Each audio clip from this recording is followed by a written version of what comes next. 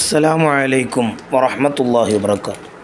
പ്രിയപ്പെട്ട 4ാം ക്ലാസ്സിലെ വിദ്യാർത്ഥികൾ, അധ്യാപകരെ, നമ്മുടെ അഹ്കാമു തജ്വീദിലെ 3ാമത്തെ പാഠം ഇഖ്ഫാഉൽ മീമി സാക്കിന, സാക്കിനായ മീമിനെ ഇഖ്ഫാ ചെയ്യുക, മറച്ചു മണിക്കുക.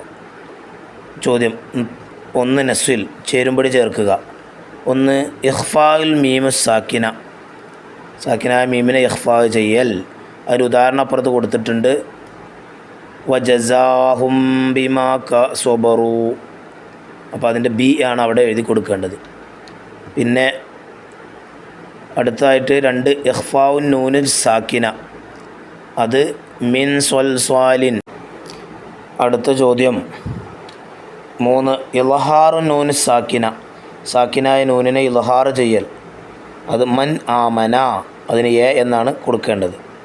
4 ഇദ്ഗാമുൻ നൂന് സാക്കിന, സാക്കിനായ നൂനിനെ ഇദ്ഗാം ചെയ്യൽ, അത് മിമ്മ ഇൻ, സി ആണ് അതിൻ്റെ ഉത്തരം. ഇനി 2 നുജീബ്, സാക്കിനായ നൂനിനെ ഇഖ്ഫാ ചെയ്യണം എപ്പോൾ? ഉത്തരം സാക്കിനായ നൂനിന് ശേഷം ഇഖ്ഫാഇൻ്റെ അക്ഷരങ്ങൾ വന്നാൽ. അസ്സലാമു അലൈക്കും വറഹ്മത്തുള്ളാഹി വബറകാതുഹു.